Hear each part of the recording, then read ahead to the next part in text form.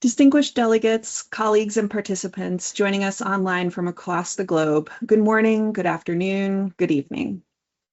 Thank you for attending today's session, Reclaiming the Commons, AI, Intellectual Property, and Global Equity, an official side event to the 2026 High-Level Political Forum on Sustainable Development.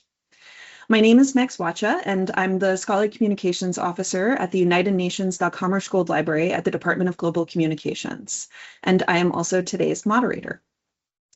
Before we begin, a few small housekeeping items. Please note that this webinar is being recorded and will be made available on the Commerce Gold Library's website as well as its YouTube channel. Today's session will be offered in English. We apologize that the platform does not provide automatic translation and invite you to turn captions on. Finally, each panelist will have an opportunity to present before we move into a period for Q&A. Please add your questions into the chat as they come up. My colleagues are watching that space, and we will collect your questions for the end. The theme of this year's High-Level Political Forum, Transformative, Equitable, Innovative, and Coordinated Actions for the 2030 Agenda for Sustainable Development and its Sustainable Development Goals for a Sustainable Future for All, underscores the importance of inclusive and collaborative approaches, principles at the heart of open science. One of the most pressing questions before us is how principles such as equity might guide the development and governance of artificial intelligence. This question featured prominently at the 2025 UN Open Science and Open Scholarship Conference, which highlighted both the opportunities and the emerging risks posed by AI. The outputs of open science, open data, and open code are the inputs of artificial intelligence systems. These systems, in turn, may serve as tools in the hands of scientific researchers, students, and global citizens as they implement the practices of open science. They may also further the digital divide and serve as barriers to academic freedom and information self-determination. Conference participants repeatedly called for the core values of open science: quality, integrity, collective benefit, equity and fairness, and diversity and inclusiveness to be embedded in the design, development, and governance of artificial intelligence systems. Open science is about far more than access to publications, data, or code. It is fundamentally about the ability of anyone, anywhere, to participate in, contribute to, and benefit from science and knowledge. While AI systems are built on open science outputs, the development and deployment of these systems are often characterized by opacity, concentration of power, labor exploitation, and new forms of enclosure disguised as openness. In the context of AI, the promise of open science is increasingly under strain, and the human rights to science and to privacy are under threat. The UNESCO recommendation on the ethics of artificial intelligence, adopted the same day as the UNESCO recommendation on open science, asks member states to foster new research at the intersection of AI and intellectual property. IP is one of the key governance frameworks shaping the development and deployment of AI systems, and AI in turn raises profound new questions for intellectual property law and policy. We are incredibly fortunate to be joined by our esteemed panelists who will explore some of the many questions before us as part of today's discussion. And I now have the privilege to introduce our first speaker. Beatriz Busanik holds a bachelor's degree in social communication from the Universidad Nacional de Rosario and a master's degree in intellectual property from Flaxo. She is a professor at the University of Buenos Aires, Torquato di Tella University, and the University of San Andres in Argentina. She is the president of Fundación Vía Libre, a nonprofit civil society organization that has been working at the intersection of human rights and technology since 2000. Her areas of expertise include free culture and free software, access to knowledge, human rights and technology, as well as the ethical and social impacts of artificial intelligence. Bea, you have the floor. Thank you, Megs. Thank you so much for inviting me to share this really interesting event. I think there are many things we have to address in this short session, but it's a pleasure for me to bring to the conversation at least three main issues that I would like to pose, especially as the first speaker. I feel like I have to do some introductory things to complement what Megs already said. So thank you so much. It's a pleasure to share with my colleagues in this session.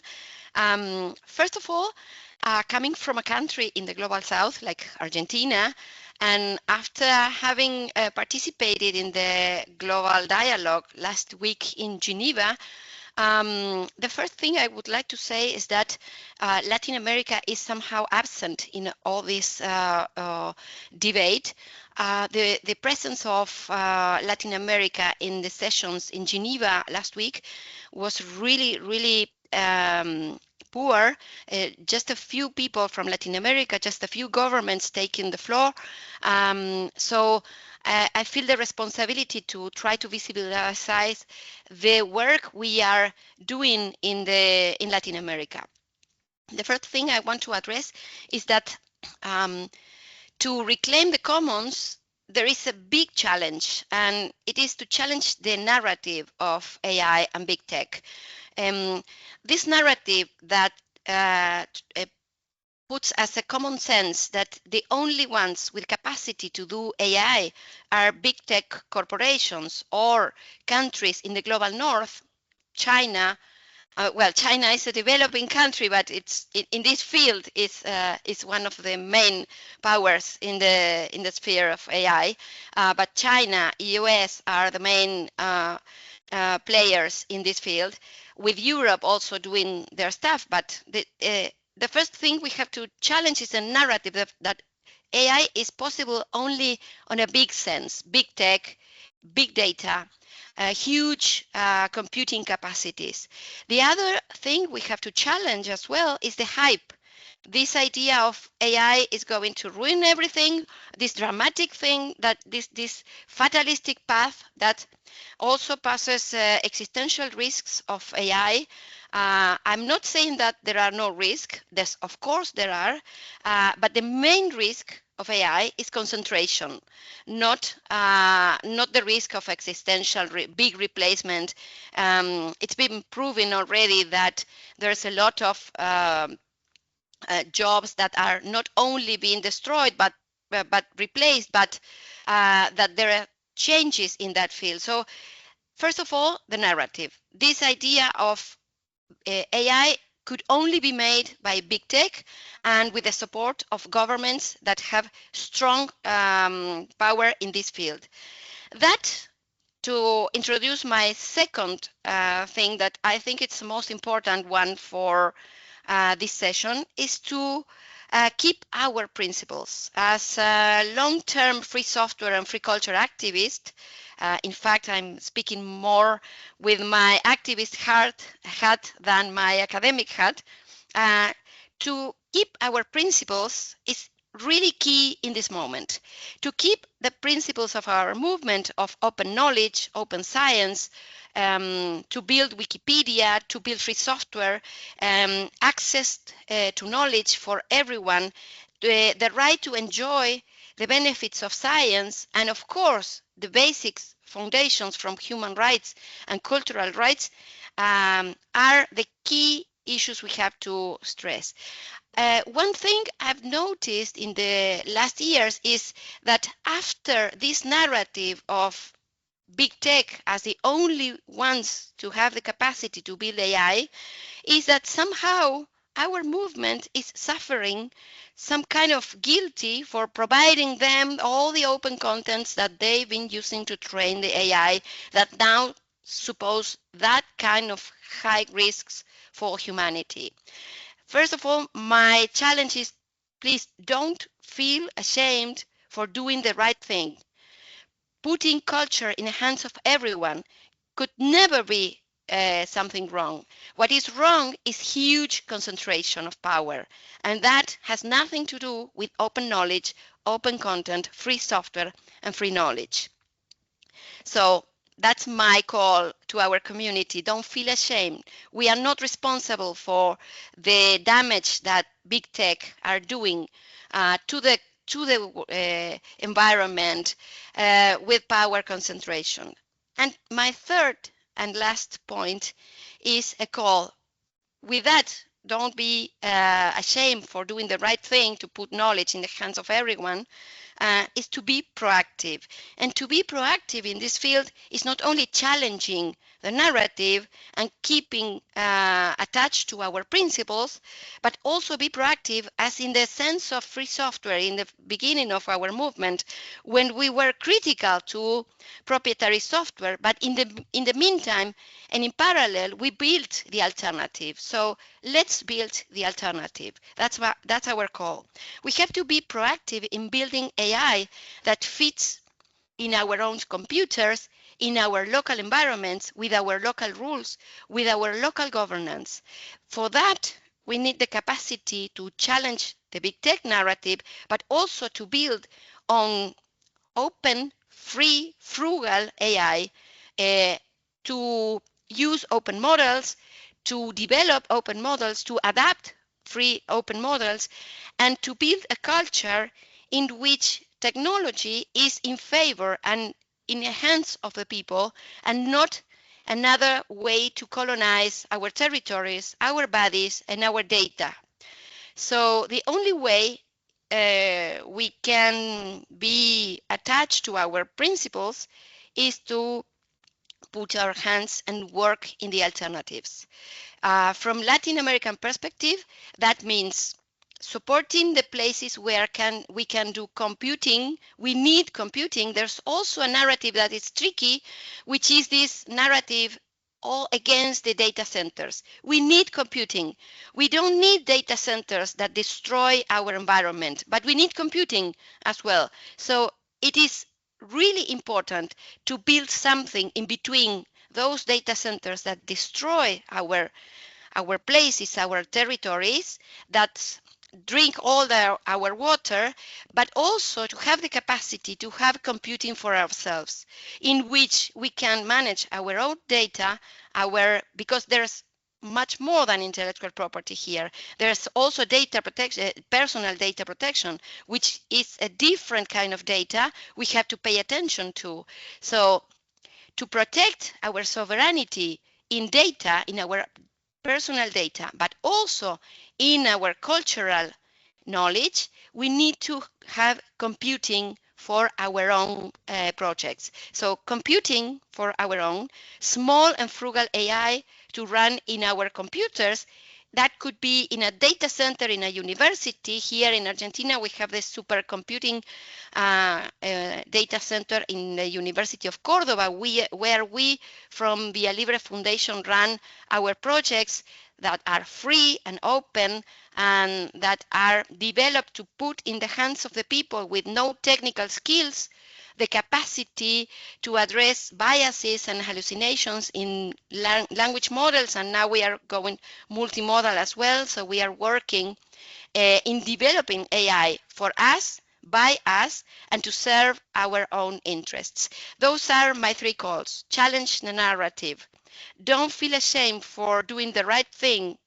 Open is the right thing. Putting the knowledge of the world in the hands of the people is the right thing, and it is in the path of human rights. And build the alternatives. Be proactive and include the people with no technical skills in this proactive work. So that's my call, and I guess it's my time. So thank you so much, Mex, for the opportunity to share this with all of you, and I'm open to listen to my colleagues and the questions that may come from the room. And thank you so much for such a compelling intervention. To reclaim the commons is to challenge the narrative of AI and big tech. I think it's easy to sometimes feel things have been decided, but there remain significant opportunities, daily opportunities to do something different. And thank you so much. It is now my pleasure to introduce Justus Dreiling. Justus is the Policy Director of Communia, a Belgium-based international association advocating for policies that strengthen the public domain and expand access to reuse of culture and knowledge. He holds a PhD in political science from Freie Universität Berlin. Before joining Communia in 2022, Justus worked as an advisor for international regulation at Wikimedia Deutschland. He is also one of the initiators of the Global Access to Knowledge Coalition and served as its volunteer coordinator until 2024. Justus, thank you for joining us. You have the floor. Thank you so much, Max, for hosting this super interesting event and for having me here. It's a huge pleasure. Thank you also to the delegates and everybody who's joining this event online.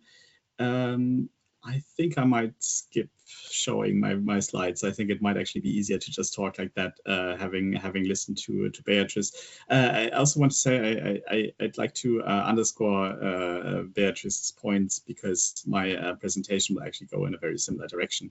So I want to start by saying that every major AI system today depends on the knowledge commons, and I think, in line with what Beatrice has said, we should be looking towards building public alternatives to commercial AI, so commons-based alternatives to the commercial AI systems that we see that are currently dominating the market.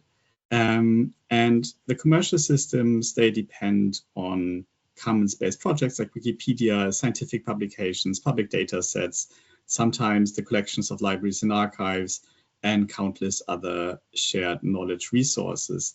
And when we look at this whole debate, of course, intellectual property plays a huge role, especially where we're looking at in-copyright content, so the works of creators, but also, and I want to explore this a little bit, but also in many cases, copyright or intellectual property is not really the right angle to approach this issue, especially if we're looking at from an equity perspective, from a commons perspective. And I also want to explore that a little bit.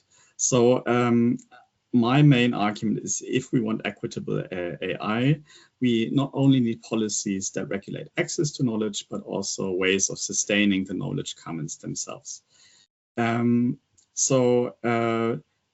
I initially wanted to start a little bit by sharing the European framework that we have, the intellectual framework that we have.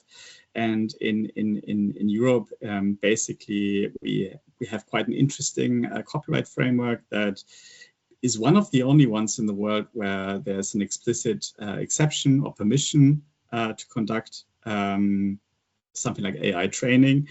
Our 2019 copyright directive has two exceptions. One is for research, and we call it text and data mining, which is basically large-scale computational analysis of content. And researchers may use materials, including copyrighted materials, to not only to something like the digital humanities-based research, but also basically develop AI systems. And then we have a second exception, that is a general purpose exception, which is also open to commercial AI developers. But here, the beneficiaries need to respect opt-outs by rights holders. So if creators say, my work cannot be used for this kind of use, then it cannot be ingested, for example, for the training of an AI system. And here already we see this is quite an interesting and intricate system that I think actually provides, in theory, for fair balance. And especially if we look at public interest activities like research, is fairly open. It also shows some of the limitations, because what this framework cannot do really is address sustainability concerns on behalf of the commons, and specifically for rights holders. They may now negotiate licensing deals. It doesn't always work, but in theory it enables negotiations. But for the commons-based projects like Wikipedia, like cultural heritage institutions and so on, it actually doesn't really provide an angle, because those usually hold works that are not necessarily copyrighted works. And this is really where equity enters into the debate. So I want to proceed by making three arguments as well. And my first one, also very much aligned, I think, with what Beatrice has said, is we need to continue increasing the availability of high quality knowledge resources. This is just generally a call to continue supporting the UNESCO recommendations on open science, but also ensuring that we have robust copyright exceptions for research, like we do in Europe, and that we should continue making publicly funded research openly available through secondary publication rights or even obligations or something similar. Second, I think we need greater legal certainty, especially for research and public interest AI. This is a really, really tricky debate, but that's something that we have engaged with a lot, is that we're seeing that commercial AI developers, they have huge legal departments, so they can actually take legal risks. They also have a lot of funding. So for them to use copyrighted materials is it may be priced in that, you know, there might be legal proceedings afterwards, and they can take those risks. Researchers, public institutions, they cannot allow for the reputational consequences that any kind of legal proceedings might have. They also don't have the funds to pay damages, for example, if they are found of, you know, not complying with any copyright policy.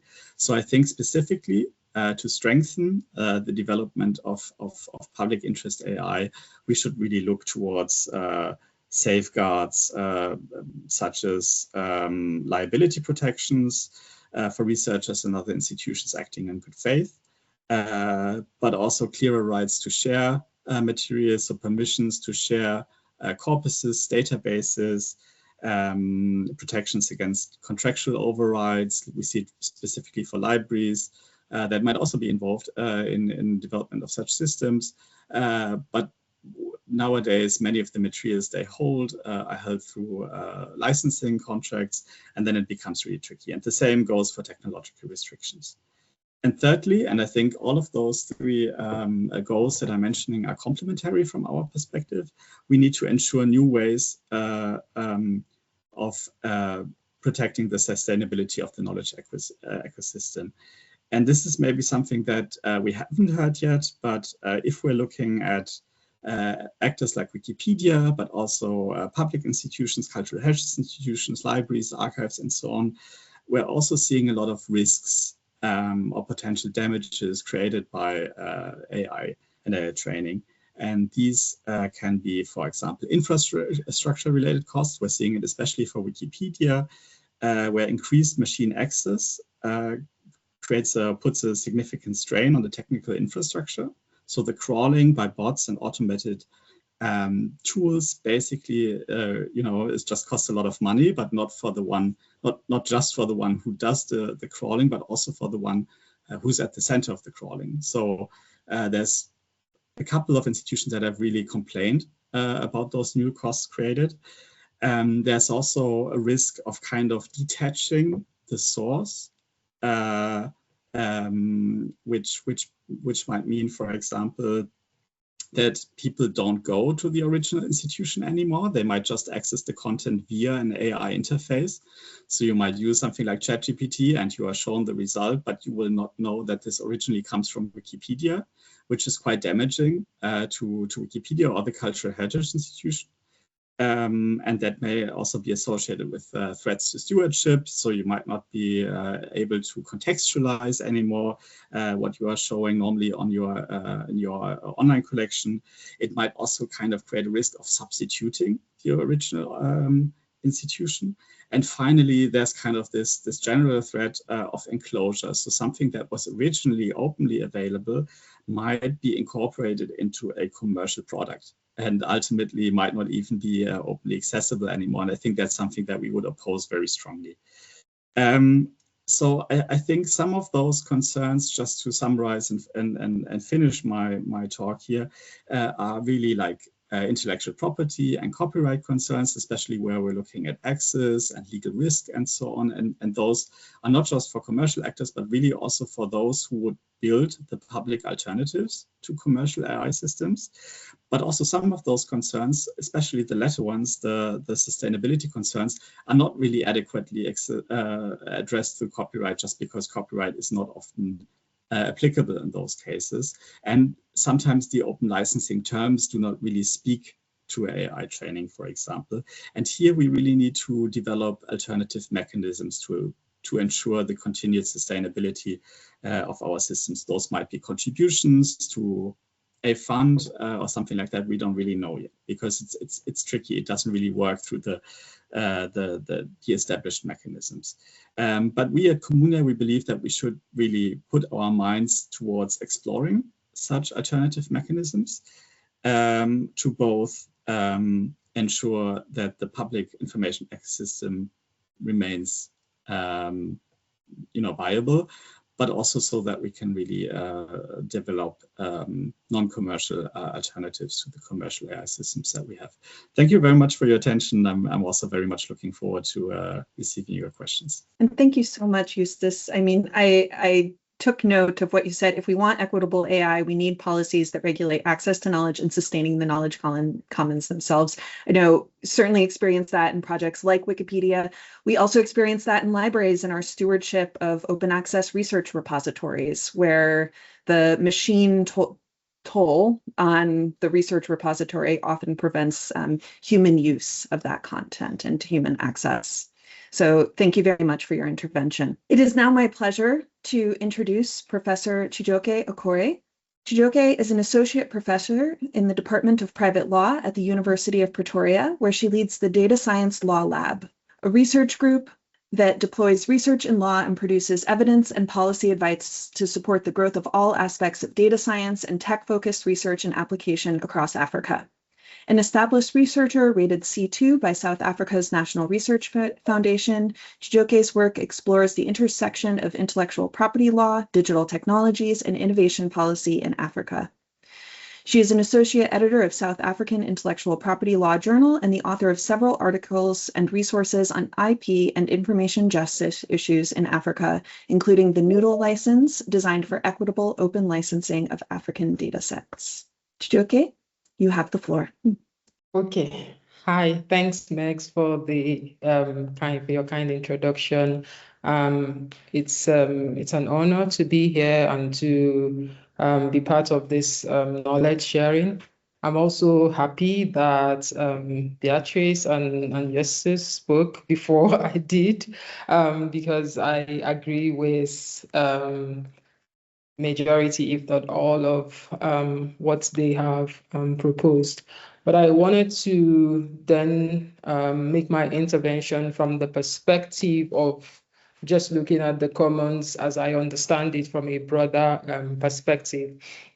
And that's to start by saying that the commons is obviously much larger, much bigger than the concept of the public domain as we understand it from a copyright perspective. And so you are not just looking at works that are out of copyright. You're not looking at works that do not actually enjoy copyright protection because maybe those works don't meet the eligibility criteria for protection. You're also looking at works that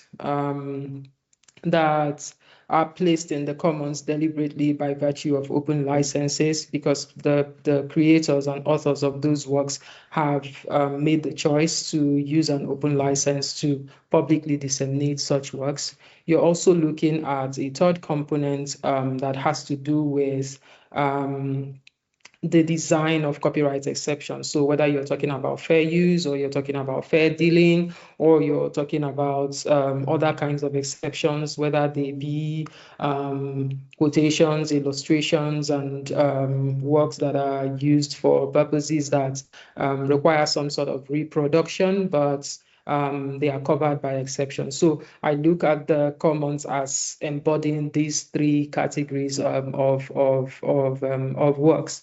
And these commons obviously has measurable economic value. So it's not an empty space where there's no property at all. And there was a UK intellectual property office study that found Wikipedia pages with public domain images attracting more visitors, worth an estimated, at that time in 2012, thereabouts, over $208 million a year in equivalent license fees on just English Wikipedia alone. And that in that study also, there was the finding that the use of public domain materials significantly raised the success rate of crowd-funded creative projects. So at the end of the day, it just tells you that the public domain is productive infrastructure. And the commons itself is not held together by just copyright law or by any legal framework alone, but by also a social contract. And So when AI developers, whoever they are and wherever they may be found, take from those commons, from the commons without reciprocity, you find that it's not just the license that has been breached, it's not just the open license in this case, it's also that that social contract is being tampered with, most times adversely. And the community is affected. And in this instance, it's not just a community that is bound by place, or by geographical location, but community of people that are bound by common interests, community as those of us in this virtual room that are committed to reclaiming the commons, building the commons, and seeing it, continue to grow. And so in this commons where you have this kind of community like us in this room, bounded by common interests, you find that you have people who are contributors of work. So talk about your authors and people who create subject matter that could be subject of copyright protection or not, as the case may be. And you also talk about custodians, like libraries and galleries and archives and museums and other knowledge management organizations and institutions that are custodians who maintain the commons. And everyone has a role to play in reclaiming the commons in this whole reclaiming project. And the whole AI and intellectual property system would affect each of these stakeholders differently. And so openness at the end of the day, however you are practicing it, is not neutral. So when you have an open license, for example, where the terms of those licenses treat everyone coming to the table as if they are equally situated, you then start to find inequitable outcomes. And that's what I want to talk about next. So when you have the usual and the very popular open licenses that we find being used originally in just the physical space and just in the digital sharing and reproduction and downloading and streaming, or activities that happen in the digital world, but now becomes even more magnified in the whole AI conversation. You then start to see that when you treat differently situated people the same, you end up getting inequitable outcome. And so some of the work that I have done and that we've done at Data Science Law Lab is to reimagine the concept of open licenses. And we did come up with a license that we drafted that I named the license in my language because why not? It's called the Umulito Bodo Open Data License, NUDO for short, NUDO without the E. And the license is really about raising the community, about building the community. And the idea around that license is to treat differently situated people differently. So for users of African data sets that come from Africa and developing countries, we advocate for them to be able to use or access those materials under a share-alike relationship where they give back to the commons in this case, where they are not just taking, but they are also giving, but they are allowed to freely and access those materials. But for users that are in developed countries that are differently situated, better resourced, and so on, they get to make some sort of exchange or give some sort of benefit that is required by the licensors in this case. But for purposes of our conversation today, I started to also then think about the fact that in many cases, it's not just an open license matter where you want to really address the issue of how the commons should work and how we should keep feeding it so that we are all the better for it. I remember that I talked about the three main components of the commons as I see it, and one of them is exceptions. And within copyright law, you have copyright exceptions that should work to enable people to do more research, to enable people to have access to review protectable subject matter, and that also helps to strengthen the commons.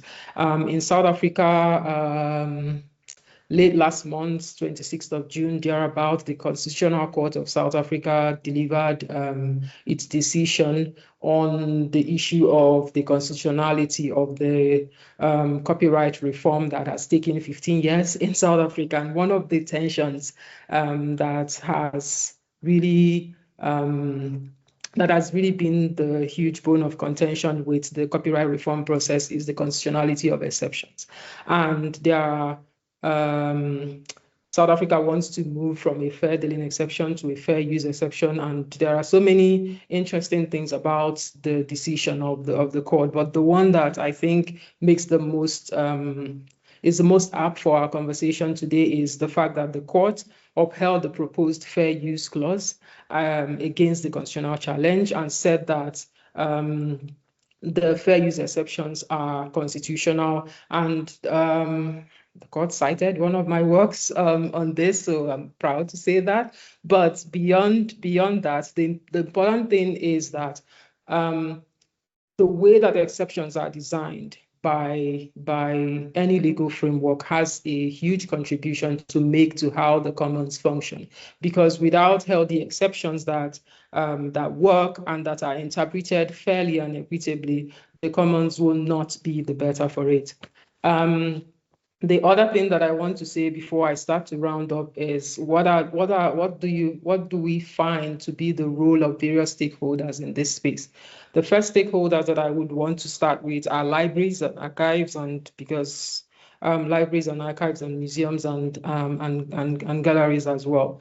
They are, for me, the original custodians of the commons and the original benefit sharing institutions. They are the ones who serve that public benefit of keeping the commons going. And it's important then that they are treated as essential partners in this whole conversation. And obviously they would then have to be in a position to negotiate collective licensing terms where necessary for and where appropriate for AI training uses, demand attribution and reciprocity clauses in various kinds of vendor and crawler agreements and so on, and serve as trusted stewards for community data sets under equitable licenses.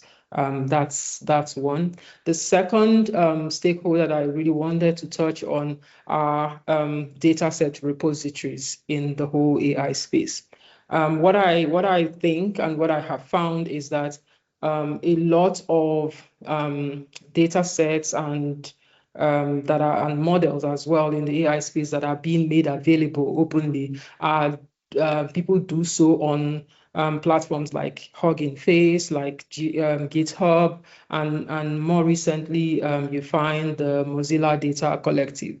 Each of these repositories have a responsibility to ensure that the terms upon which people rely on to disseminate their data sets and their models are equitable, promote reciprocity, and are also transparent about their data sources in this case. In wrapping up, I want to just briefly touch on the fact that when you talk about open licenses as a way of reclaiming the commons, it's not just open licenses, it's all these other practices that I have previously mentioned. And then also when you talk about differentiated licenses where, like I said, you're treating differently situated people differently, it's not against openness, it is not. The important thing is that it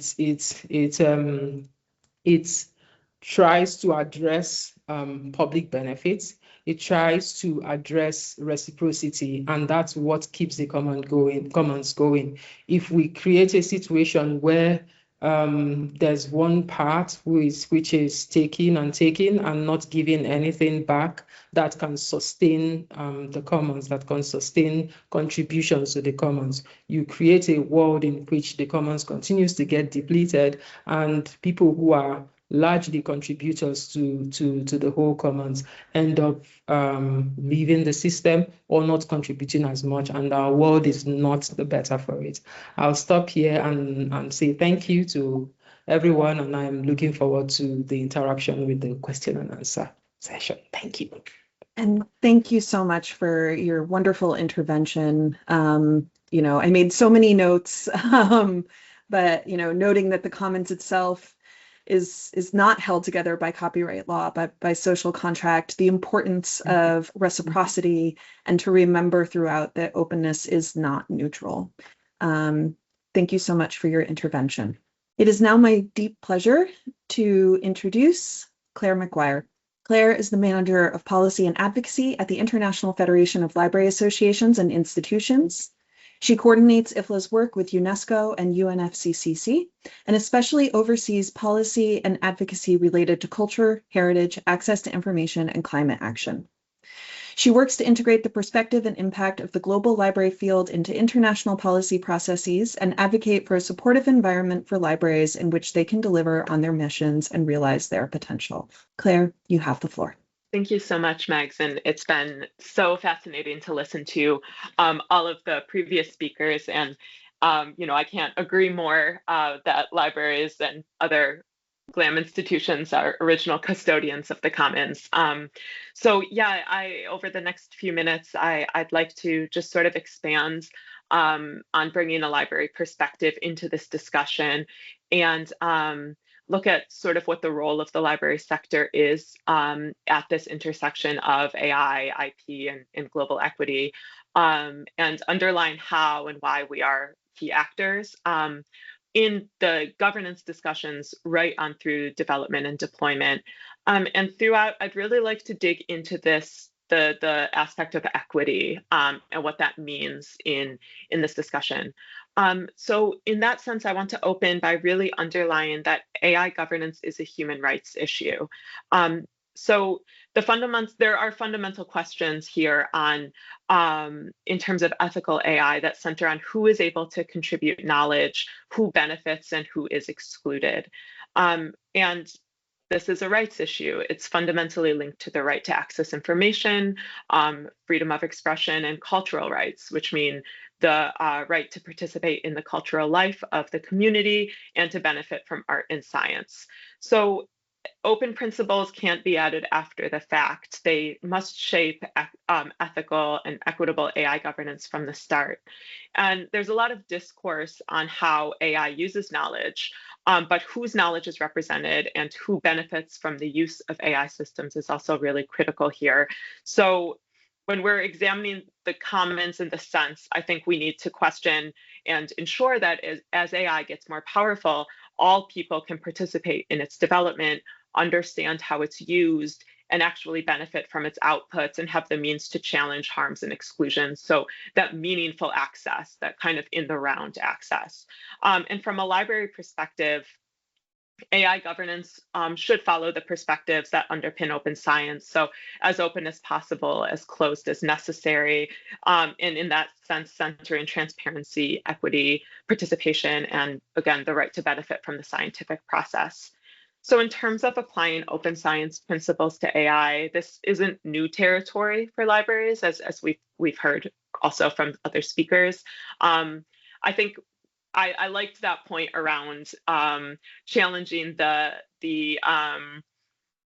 panic, either AI will save us or AI will destroy us. I think it's important to remember this isn't new territory. We've addressed similar challenges throughout the decades. We have faced huge changes in the way people access information and share information. And the library field has withstood that. And I'm thinking, in terms of the onset of the internet, the adoption of mobile phones, we have already sort of seen huge shifts and changes in information, but libraries have held as stewards of knowledge for the public good. And as the way people access knowledge changes, it's these core values that remain and necessitate the field in having a strong role in these conversations on governance and development. So libraries have had a long function in terms of providing access to knowledge, attribution, maintaining provenance, citation, metadata, transparency, ensuring information is discoverable, it's linked, it's verifiable, that sort of quality information, and doing this for the public benefit, ensuring that knowledge can be available for education, for research, and for cultural participation. And this is a strong position for IFLA. Our statement on open access notes that libraries provide critical infrastructure for equitable participation in knowledge creation and dissemination, and support open access as societal good. So when we're discussing operationalizing AI within open human rights center framework, these principles still carry over. And I think this all necessitates an open approach. We can't do it without an open approach. We can't have a rights-based AI without an open approach. And so the challenge isn't necessarily inventing a new governance model. It is looking at the values and principles that already exist, that are already agreed to, and bringing this into this space, into these conversations. So looking now into this conversation around IP, I think we must ensure that intellectual property enables participation and isn't causing undue restrictions. Open science, open AI, open access to information, it requires participation.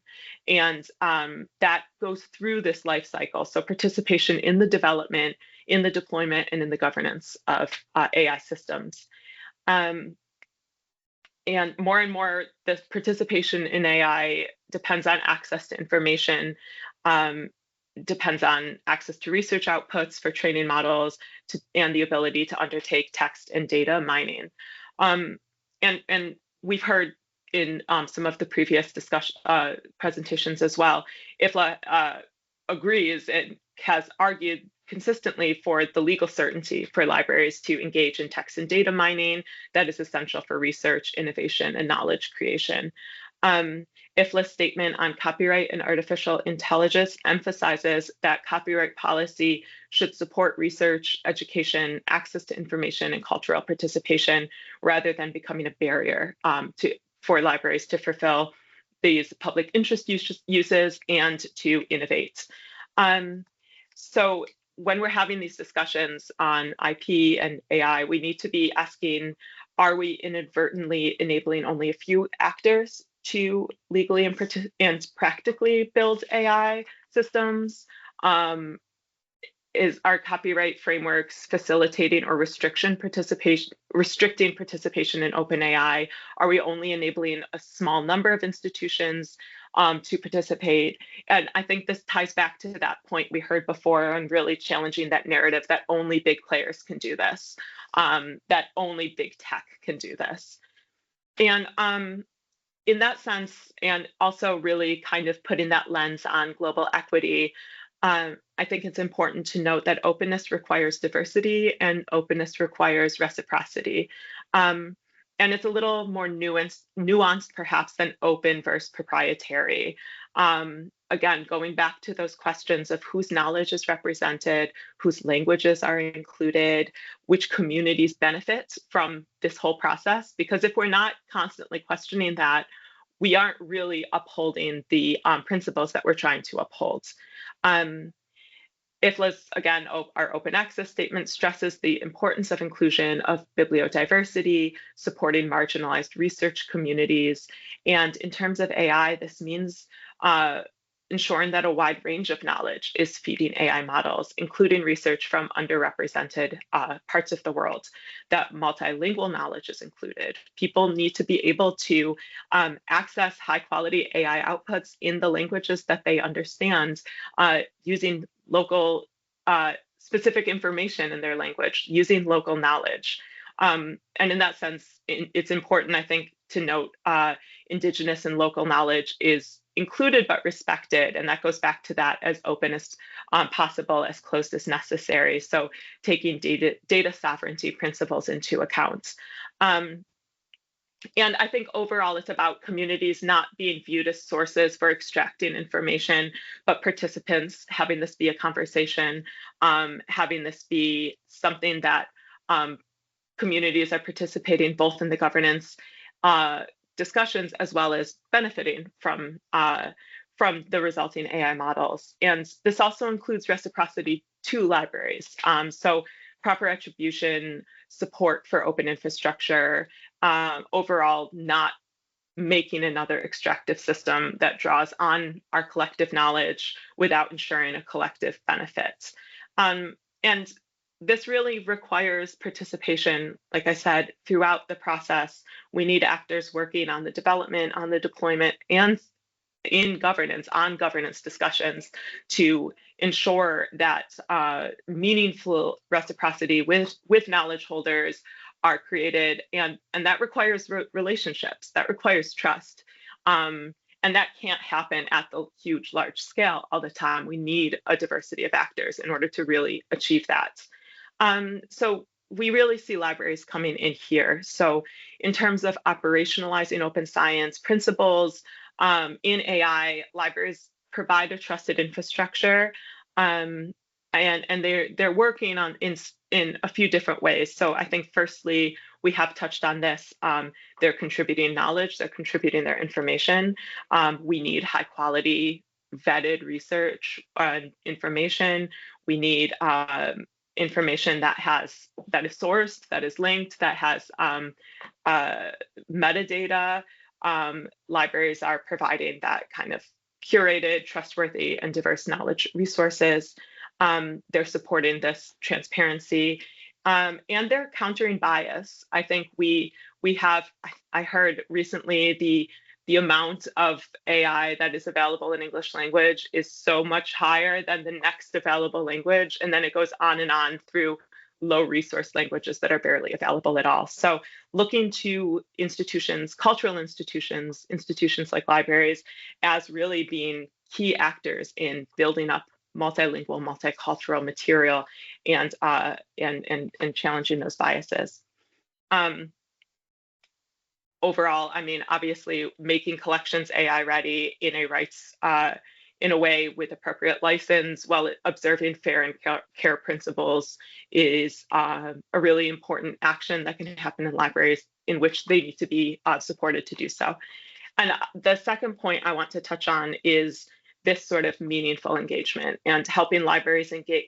Libraries are beyond just the data. They're helping communities engage with AI, building those multiple literacies that we need in order to understand how AI works, working with researchers, with citizens to understand how to evaluate outputs, how to write good questions, how to engage with AI systems, providing access points for communities who may not otherwise be included in these discussions.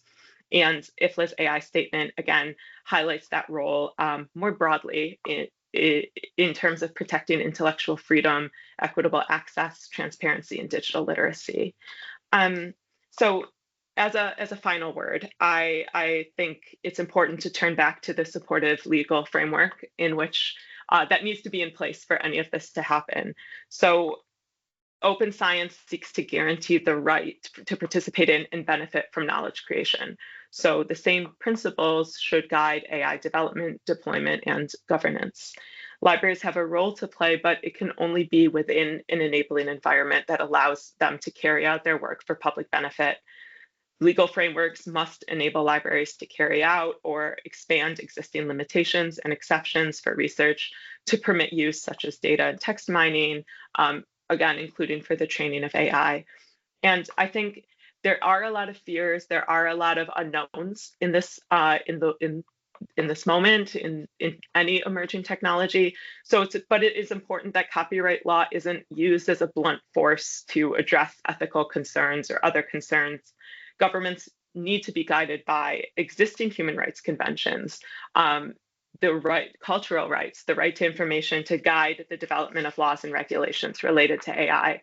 And this is a conversation, and it's one that information professionals need to be in. So we really see a need for our sector, for the library sector, for the information sector to be at the table to navigate rights-based AI that actually serves the public good. So thank you. I'm looking forward to the rest of the discussion and any questions at the end. Thank you so much, Claire. Thank you for advocating for the role of libraries and the perspective of libraries beyond collections, moving into services and values. It is now my pleasure to introduce our final speaker, Patrick Paul Walsh. Paul is a professor of global affairs and sustainable futures at University College Dublin, Leadership Council of the Sustainable Development Solutions Network Ireland, and Vice President of the Social and Statistical Society of Ireland.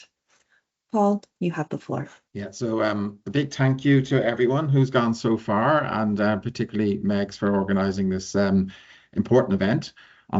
It's part of the high level political forum of the UN. And just to kind of say in opening, the focus is on SDG 9 infrastructures. And to be honest, if we're thinking, people are all talking about implementing the SDGs and a post-2030 agenda and what sort of things have to happen. And I think this global knowledge commons of the SDGs is just so important for anyone's objectives in terms of transforming SDI, transforming knowledge, transferring SDI across nations, or if they want universal access to online education. I mean, the content has to be there, even for parliamentary libraries to function well and those dialogues to happen across the UN system. This type of information and content on the SDGs really has to be there and freely available for everyone, right? So even in a more abstract sense, even the most right-wing economists like Smith said, yeah, liberalization and globalization would create potentially inequality across nations, but with the the ability to create and access and have free transfer of knowledge across nations, and nations would catch up very quickly. But of course, that is not really our world in terms of knowledge creation, knowledge access, or knowledge use. And it's not always virtuous knowledge. A lot of the knowledge is not necessarily orientated towards the SDGs, but obviously can be orientated to war and other things. So just to acknowledge that, it's very important in this sort of conversation for the post-2030 agenda and the implementation of the SDGs at large. Secondly, I just want to say that when I was thinking a good few years ago, wouldn't it be great to have a public digital infrastructure that could have open knowledge and could have it easily accessible and repurposable and transferable? I suddenly realized that we actually do have that. We have DSpace, or we have public libraries, where that's what they do. They actually, under the undercurrent of fragmentation of internets and other things and applications on the web, the librarians in DSpace type technologies all over the world are able to basically transfer knowledge. They know how to do it. They know how to archive it, metadata it, even now put on AI handles and so on. And they actually know how to transfer knowledge into kind of remote parts of the world. And in the old days, to be fair to libraries, they weren't just being told to take Elsevier science journals and to archive them and try and get them discoverable and get more citations for the university and go up the rankings. They were very much part of opening up, say, the university libraries to parliamentarians, to community groups, to help people actually in disadvantaged areas to train for high school exams or for the Leaving Cert exams in Ireland and so on. So they did have that function. So I just want to highlight, like, a lot of people might be listening to this conversation and saying, okay, so you want the commons of knowledge and the issues around all the brilliant issues that were brought up. But what's the importance of that? The importance of that is that if you really want to implement the SDGs and have the capability of implementing the SDGs, all of the SDGs, you do need like universities and schools and parliaments and corporates with their ESG training, and communities actually do need access to information with integrity, information that can be traceable, that's licensed properly, and that can be repurposed and used and disseminated into purpose and use into the, let's say, the stakeholder or actor who's very important to implement the SDGs. So this is not a small issue. This is probably the most important issue, that we do not have a global knowledge commons for the SDG. We're not creating equity in its creation of knowledge. we're not giving access to it and not transferring it, we're not deploying it. And of course, there's all these great issues that have been brought up on the legal side and on all the economic side, etc. But we have to keep our eye on the ball that this is not a small issue. This is probably one of the biggest issues that we have to tackle for the post-2030 agenda and in the implementation of the SDGs up to 2030.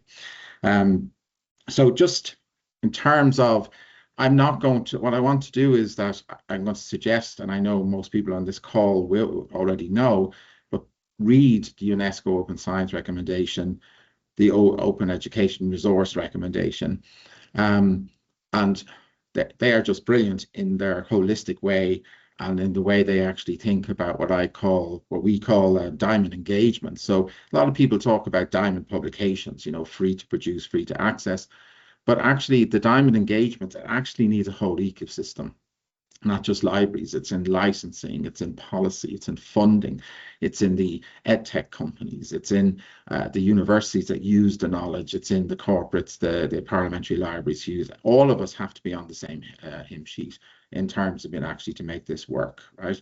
But I want to talk about AI, obviously. So one project we did, and Megs was there as well with TANIS and the UN Library, was we had the third World OER Congress in Dubai. And the focus there was to look at AI and emerging technologies and to see how that could enhance the 2019 OER recommendation of UNESCO. Now, I know I'm talking about open education resources, but the way I think about open education resources is that a PDF is in there, so that's open science, and data is in there, that's open data. So I kind of putting all digital objects into one big commons, which we can call open education resources or just open knowledge, if we are open digital objects and open digital knowledge. So what was the kind of my feeling about AI at the time, which made me excited, was one, is that AI really gave if anyone has ever archived a journal, which we have, I've done a few, I even did one back to 1847, getting them into the system and the metadata and the taxonomy and all the handles and DOIs, it's not easy, and licensing, it's not easy, it's a big job. But of course, with AI coming along, I could see what we could do in terms of helping do all that sort of archival work. And also in terms of what we call attribution, just information integrity, that we could always trace to source and verify, and that AI would be really good at that. Secondly, AI would be great in discovery. So it's already, we put up the metadata on the DSpace, and we're good at actually, just because you have a free PDF on Elsevier website does not mean that people have access. You have to know the address. The great thing about DSpace and these others is it makes your content discoverable. And AI handles can even make that even more discoverable. So for discoverability, it's great. We know translations to different languages, to making it really purposed easier, all the digital objects, it's even better.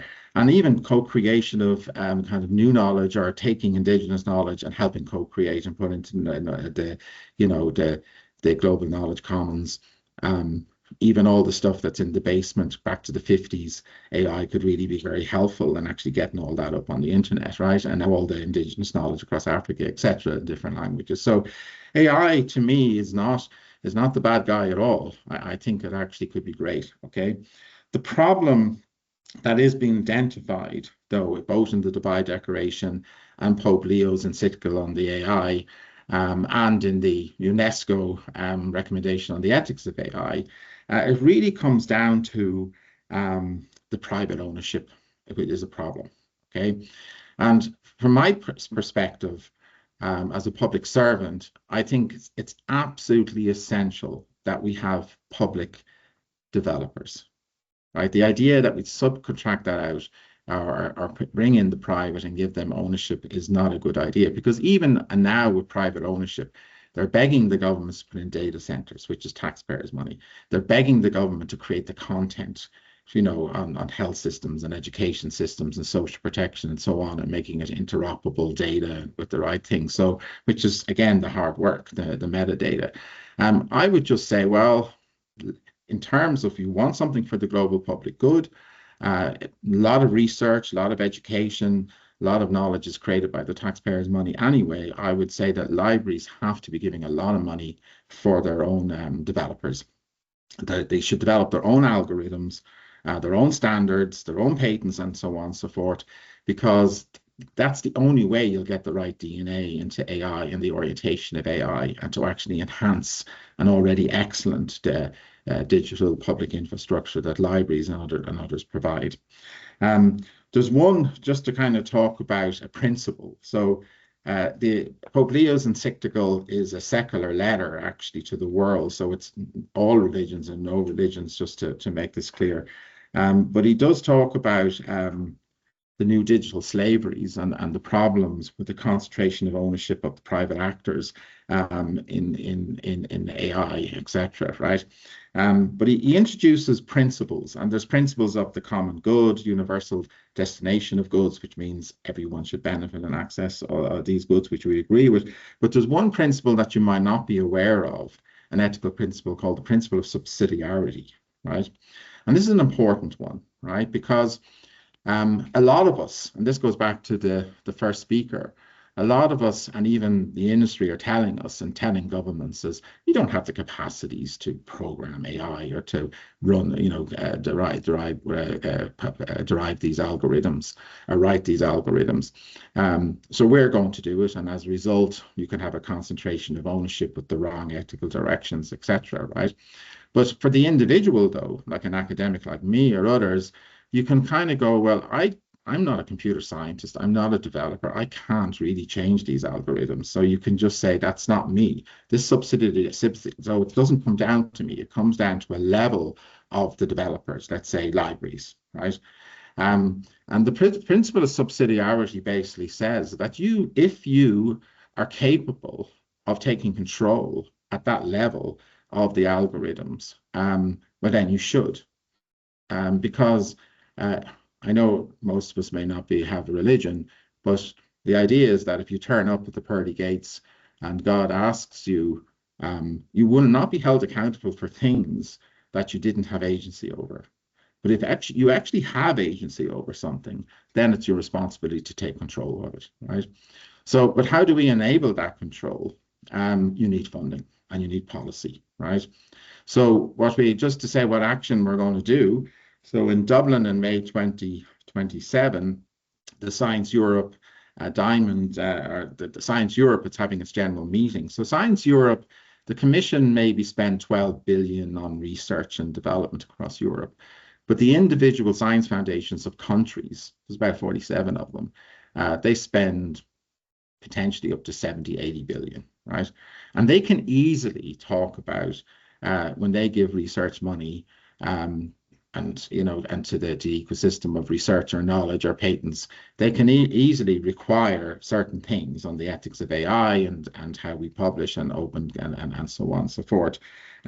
So alongside the meeting of all the Secretary Generals and ministers, etc., we will have an inaugural European Diamond Open Access Summit, where we just basically teach them the merits and the possibilities with the legal instruments, with the infrastructures, with the metadata, the taxonomies, with all the things, all the ingredients that are in there in terms of actually creating a global knowledge commons that's fit for purpose, which will actually be a big enabler, both in infrastructural use, but also in terms of getting knowledge into industry, into education, into good policy, and so on, towards the public good or the global public good.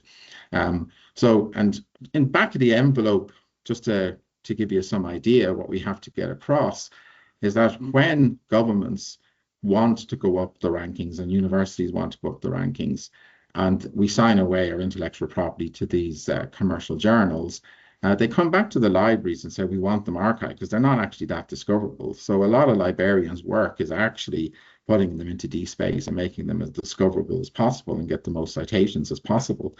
And governments are now, with open science mandates, are actually paying Elsevier Science and so on, just kind of big golden fees or processing fees, which are millions of pounds. And at the end of the day, the poor academics are writing the papers for free, and then the librarians are archiving it and metadating it and everything else for free. And all we have to say is just don't do that. Let's move from CDs to Spotify. Let's just, each university has a brand. Put your publications and your OER and your data at best practice, archive them in your libraries with the appropriate infrastructures and licensing and technologies and AI handles and AI processes and so on. And this, at the end of the day, will actually save governments a heap of money. And it will then also have the right policy and funding framework for the libraries and for this sort of movement that needs to happen. And I fully recognize that this is a problem in the US and Europe more than it is in Africa and South America and so on. But where there's more open access work and more community work on journals. But at the same time, don't we want a global knowledge commons where everyone's knowledge and everyone's language is recognized, and where we're disseminating it to all users, and we have to work in that cooperative kind of multilateral way. So I leave it there. So again, grateful for the invitation and delighted to be part of today's webinar with all the speakers. Wonderful. Thank you so much, Paul, for your intervention. A compelling argument for a global knowledge commons for the Sustainable Development Goals and the global public good. I'm now going to bring each of the speakers on screen. And I hope it is all right. I'm going to extend our meeting by 5 minutes to give us an opportunity for a question. There are so many wonderful questions in the chat. Addressing things such as the role of member states and the role of open licensing. Open licensing has been central to the open and free culture movements for a very long time. It is definitional to open educational resources and to open science. So we're getting some important questions around Creative Commons licensing, different types of licensing. And I wanted to know, one recommendation that came out of the UN conference, the Open Science Conference, was to move beyond open licenses to enforceable practices of reciprocity, which I know is a theme throughout the day today, attribution, accountability, collective benefit. And so, not to provoke, but do you agree that open licensing is no longer sufficient? Are there mechanisms or policy changes that are needed to really turn some of these principles into more enforceable practices? I can quickly go, maybe add to the question, which is, it's probably a necessary condition, but not a sufficient condition. And that's the way I would kind of think about it. And the problem with understanding all the stakeholders and the whole ecosystem, and the problem with bringing something as brilliant as AI is that without one element, if it's publicly owned or privately owned and commercialized, can destroy every other element that has been done right. So that's the other kind of principle I bring in, that if there's one part of the system that's commercialized or not right, then the system fails. Thank you, Paul. Bea, did I see you? Bea and then Eustace? Yes. Well, I think as Justus mentioned in his intervention, copyright doesn't seem to be a good tool and to address the problems of concentration and exploitation of knowledge from the big tech. As copyright is not a tool that is based on copyright, like free licenses, it's also limited in a scope of the kind of solutions that it could bring. I just want to put on the table, maybe that deserves a long conversation, but I will put it, that most of the things that are the training materials for the AI are not covered by copyright. For example, patterns, words, numbers, styles, for example. But patterns is key. And in that sense, open licenses and free licenses has the same limitation as copyright as a tool to prevent concentration, exploitation, and the real risks that this kind of concentration poses. So I share with Patrick that it's indispensable, but not enough. And there's also other kinds of knowledge that are there, like traditional knowledge, like indigenous knowledge, like languages that are not covered by copyright. So this is the main limitation that free licenses and open licenses poses to this big debate that it deserves a lot more. Yeah, I would agree. I think it's important to not completely sort of throw away what has worked already and say this doesn't work anymore, because there is a value to have a tool that is understandable, that can be replicated. But yeah, as Beatrice said, it's not enough, and we are looking at yeah, a much wider question that needs these different governance mechanisms, that needs different approaches. But I would hesitate to say we throw this away, because then there has been so much work already to get to this point. So how do we build on it, a wider understanding that is respective of the ways that AI is using information, and that again goes beyond what is available, what is covered under copyright. I agree for the most part. I think open licenses, of course, were developed in a specific context, technological, cultural, and so on, as a patch for a legal issue that wasn't solved through copyright law for the most part. People who want to give away, share the stuff that they create without enforcing all the rights that they would have under copyright. I hope that this is still something that we align ourselves with for the most part. I think of course, now the technological landscape has changed with AI, and I see that some people have valid concerns about their content, their materials being used in specific contexts. I think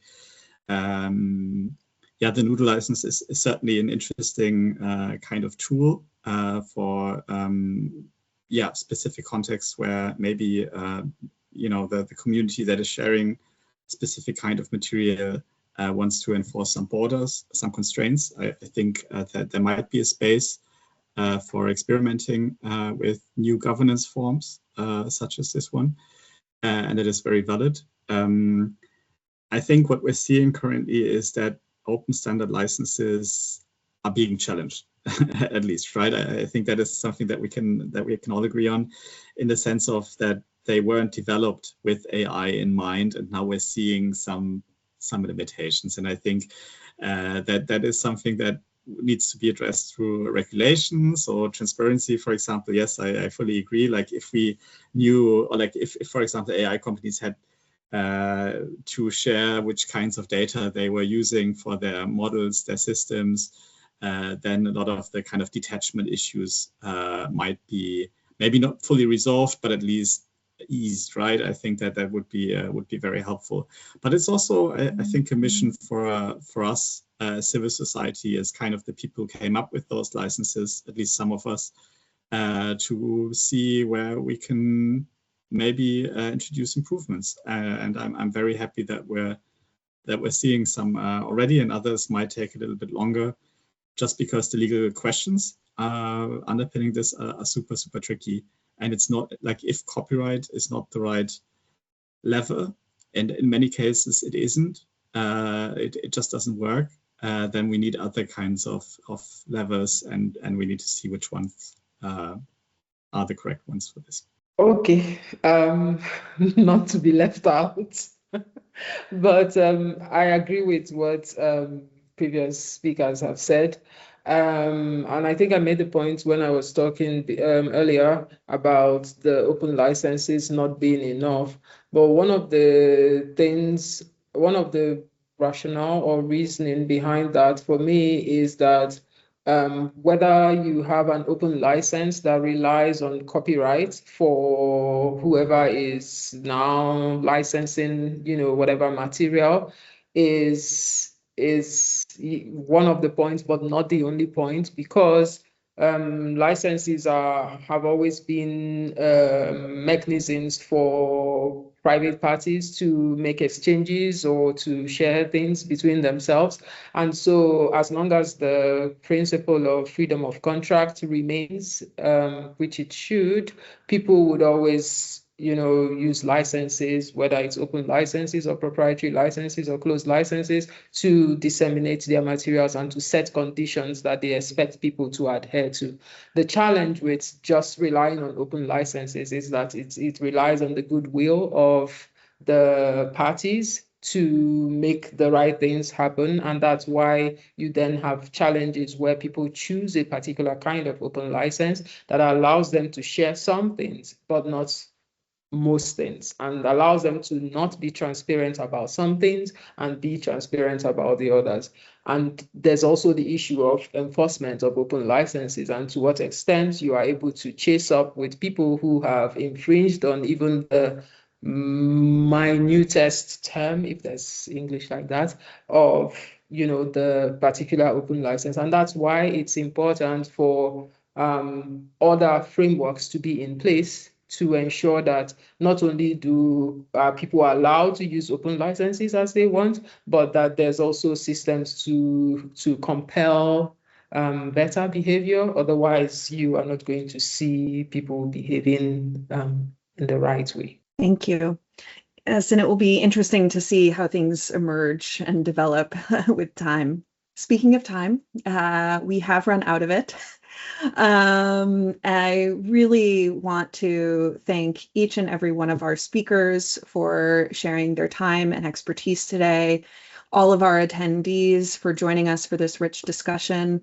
I will return to Professor Chijioke's words from earlier that openness is not neutral. And so thank you for coming together today to explore these questions.